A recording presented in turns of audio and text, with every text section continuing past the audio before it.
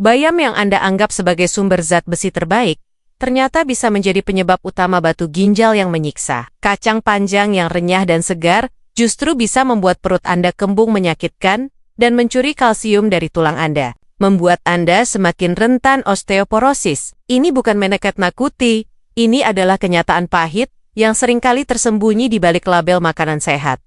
Bagaimana mungkin sayuran yang selama ini kita dewakan sebagai sumber kesehatan justru berbalik menyerang tubuh kita di usia senja? Jawabannya terletak pada cara kita mengonsumsinya dan bagaimana tubuh kita yang sudah tidak seprima dulu meresponsnya. Anda mungkin tidak sadar, pilihan sayur di piring makan Anda hari ini bisa menjadi tiket menuju ruang gawat darurat besok jika Anda tidak ingin sisa hidup Anda dihabiskan dengan menahan nyeri sendi yang tak tertahankan, bolak-balik cuci darah karena ginjal yang rusak, atau pingsan mendadak karena gula darah anjlok. Maka Anda wajib menonton video ini sampai tuntas. Informasi ini bisa menyelamatkan Anda.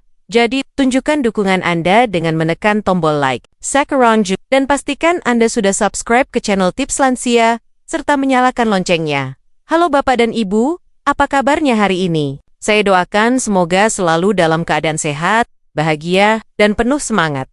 Terima kasih banyak sudah kembali lagi di channel Tips Lansia. Dan bagi Bapak dan Ibu yang mungkin baru pertama kali menemukan channel kami, saya ucapkan selamat datang.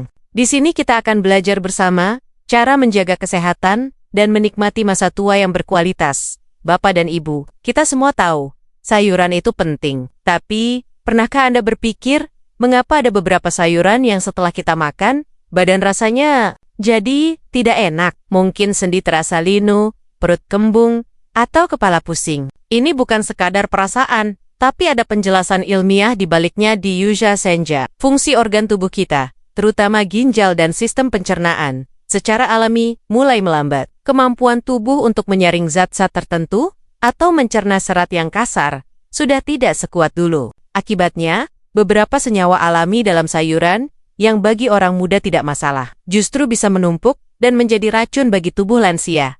Senyawa seperti oksalat, purin, atau solanin, jika dikonsumsi berlebihan oleh lansia, bisa memicu reaksi berantai di dalam tubuh. Oksalat bisa mengkristal di ginjal menjadi batu, purin meningkatkan kadar asam urat penyebab nyeri sendi hebat, dan beberapa zat lain bisa mengganggu penyerapan nutrisi penting atau bahkan menyebabkan kadar gula darah anjlok secara berbahaya. Inilah mengapa penting bagi kita untuk pintar-pintar memilih dan mengolah sayuran. Nah, sebelum kita bongkar satu persatu, sayuran mana saja yang perlu diwaspadai, saya ingin kenalan dulu dengan Bapak dan Ibu semua. Dari kota mana Anda menonton video ini, dan berapa usia Anda saat ini? Silakan tulis di kolom komentar ya. Saya senang sekali membaca komentar dari Anda semua. Jangan lupa juga untuk menyukai video ini, dan subscribe ke Tips Lansia, agar Anda tidak ketinggalan berbagai tips dan ilmu terbaru dari kami. Sekarang, mari kita bahas tuntas 5 sayuran yang berpotensi berbahaya jika salah dikonsumsi. Baik, kita mulai dengan sayuran pertama yang sangat populer. Siapa yang tidak kenal bayam dan kangkung? Sayuran hijau ini terkenal kaya akan zat besi, vitamin A, dan nutrisi penting lainnya. Seringkali kita dianjurkan untuk banyak makan sayuran ini agar tidak anemia dan mata tetap sehat. Namun, di balik manfaatnya yang luar biasa, tersembunyi 2 ancaman serius bagi para lansia.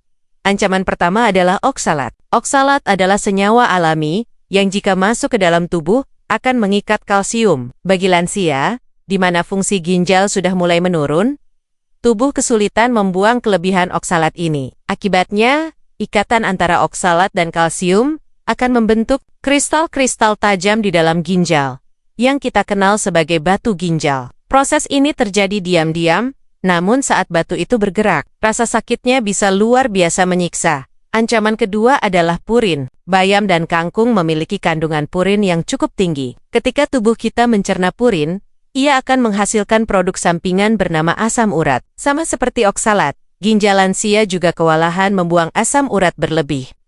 Asam urat ini kemudian akan mengkristal di area persendian, terutama di jempol kaki, pergelangan tangan, atau lutut, menyebabkan peradangan hebat yang disebut penyakit asam urat atau gout. Nyerinya digambarkan seperti ditesak-tusik jarum panas. Tidak berhenti di situ, ada bahaya ketiga yang sering kita sepelekan, yaitu memanaskan kembali sayur bayam atau kangkung. Sayuran ini mengandung nitrat alami. Ketika dipanaskan ulang, nitrat bisa berubah menjadi nitrit, senyawa yang berpotensi karsinogenik atau pemicu kanker dan dapat mengganggu kemampuan darah dalam mengikat oksigen, terutama pada sistem pencernaan. Lansia yang sensitif, lalu bagaimana solusinya? Apakah kita harus berhenti total makan bayam dan kangkung?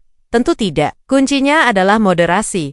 Rekomendasinya, konsumsi bayam atau kangkung cukup 1 hingga 2 kali seminggu saja, jangan setiap hari. Untuk takaran amannya, cukup 1 mangkuk kecil sekitar 100–150 gram dalam sekali makan. Pastikan Anda memasaknya hingga matang dan langsung dihabiskan. Jangan pernah menyimpan sisa tumis kangkung atau sayur bayam untuk dimakan nanti. Dan yang terpenting, perbanyak minum air putih, minimal 8 gelas sehari. Air akan membantu ginjal Anda bekerja lebih ringan untuk membilas kelebihan oksalat dan purin dari tubuh, sehingga mencegah pembentukan kristal berbahaya tersebut.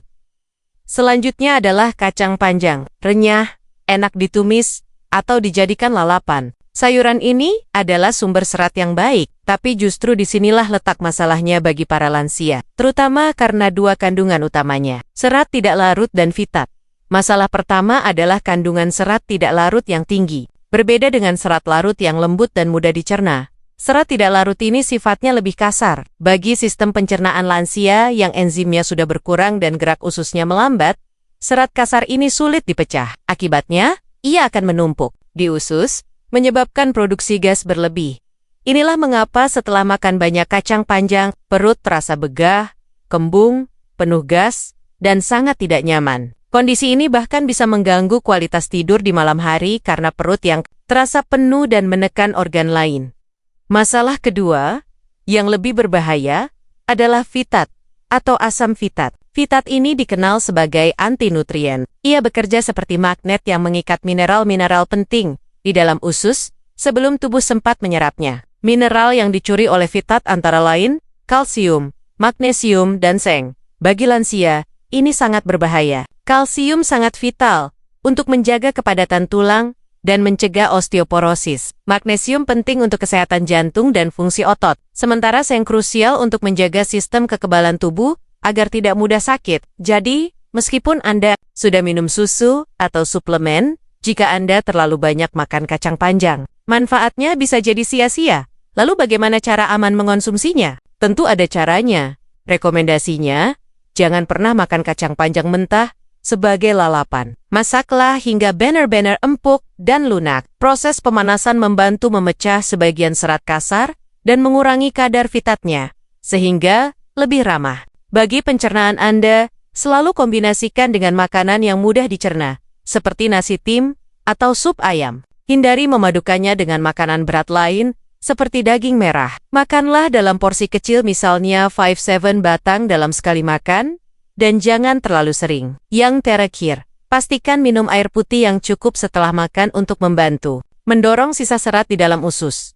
Sayur ketiga adalah terong. Baik itu terong ungu, hijau, atau bulat, sayuran ini menjadi favorit banyak orang. Enak doublado di sayur lode atau tapi, terong menyimpan senyawa bernama solanin yang perlu diwaspadai oleh para lansia. Solanin adalah senyawa alkaloid yang berfungsi sebagai pestisida alami bagi tanaman terong untuk melindunginya dari hama. Namun, jika masuk ke tubuh manusia, dalam jumlah banyak, solanin bisa bersifat racun dan menyebabkan iritasi pada saluran pencernaan. Gejalanya bisa berupa sakit perut, mual, muntah, hingga diare.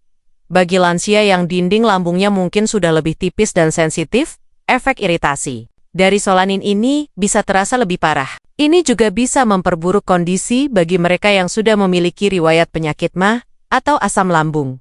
Selain iritasi pencernaan, solanin juga diduga dapat memicu atau memperparah peradangan pada sendi. Meskipun penelitian masih terus berjalan, banyak penderita radang sendi atau arthritis melaporkan bahwa nyeri mereka kambuh atau bertambah parah setelah mengonsumsi terong.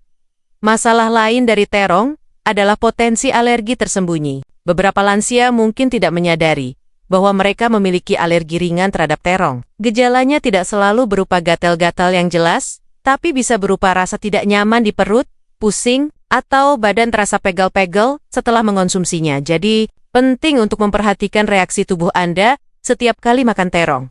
Lalu, bagaimana cara amannya? Sangat mudah. Rekomendasinya, yang paling utama adalah jangan pernah makan terong dalam keadaan mentah. Proses memasak hingga terong benar-benar matang dan lunak dapat mengurangi kadar solanin secara signifikan. Konsumsilah terong secara bijak, yaitu cukup sekali atau 2 kali dalam seminggu. Jangan mengonsumsinya setiap hari berturut-turut. Batasi porsinya. Misalnya cukup setengah buah terong ukuran sedang dalam sekali makan.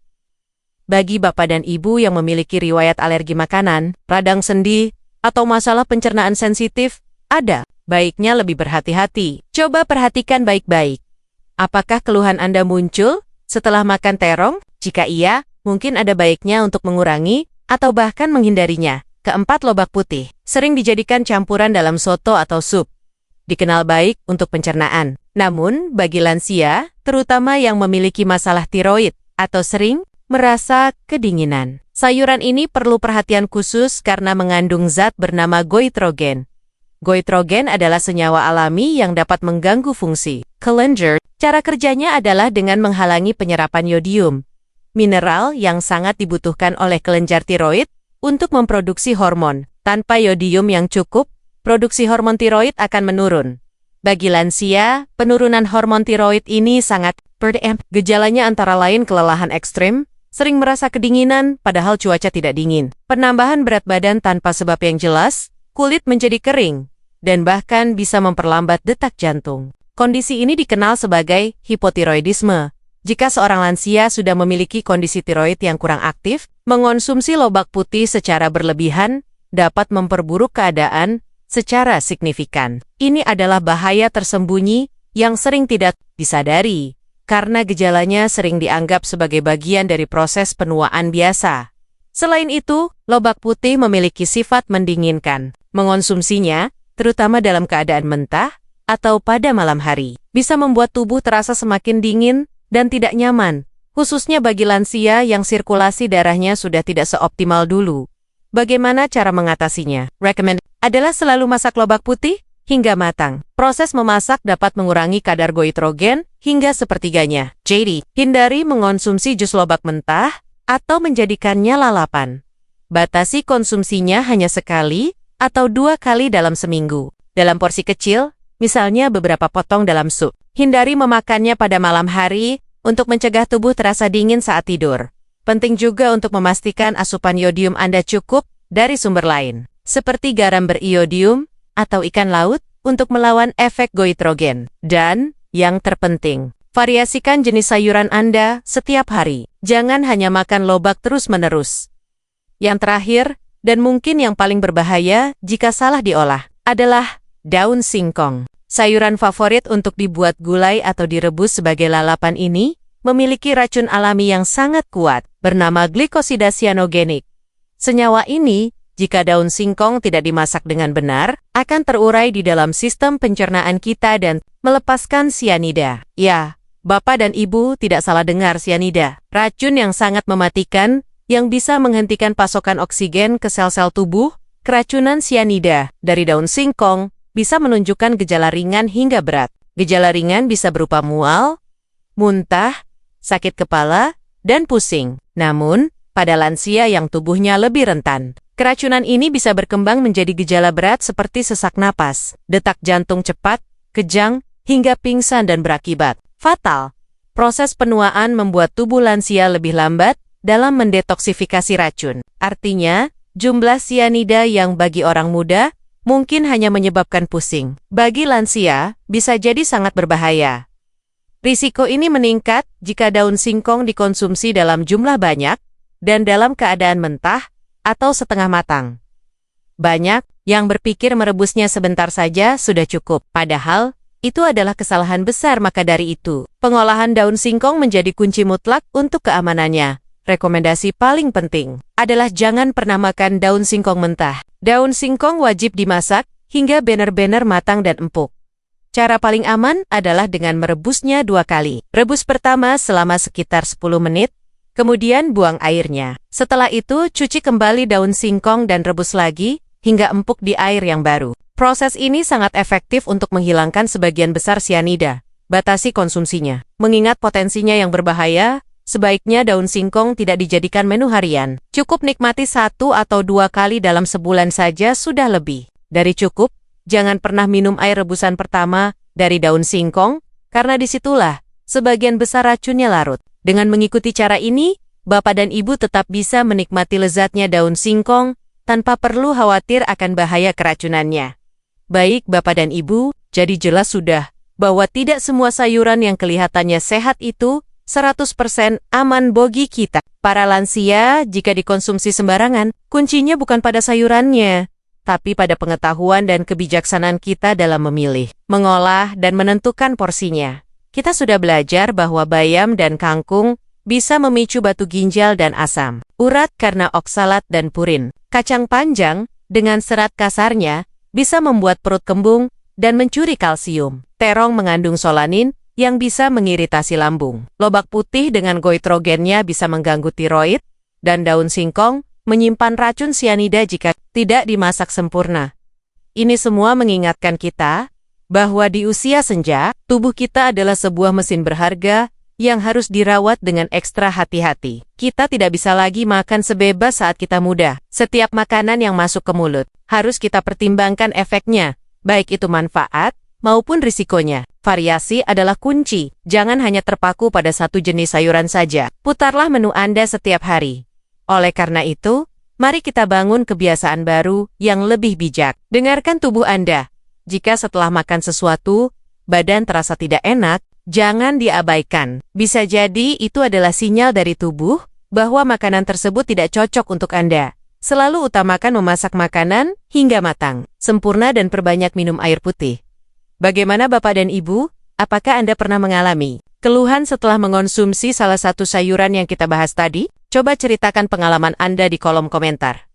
Mari kita bersama-sama menghindari kebiasaan buruk makan tanpa berpikir. Mulai sekarang, jadilah konsumen yang cerdas dan peduli pada kesehatan diri sendiri. Ingat, kesehatan di masa tua adalah investasi paling berharga. Dan terakhir, jika informasi ini bermanfaat, jangan simpan sendiri. Bagikan video ini kepada teman-teman saudara atau pasangan Anda. Satu kali Anda membagikan video ini, mungkin Anda bisa mencegah seseorang dari penderitaan akibat batu ginjal atau nyeri sendi. Terima kasih sudah menonton sampai akhir. Sampai jumpa di video tips lansia berikutnya. Tetap sehat, tetap semangat,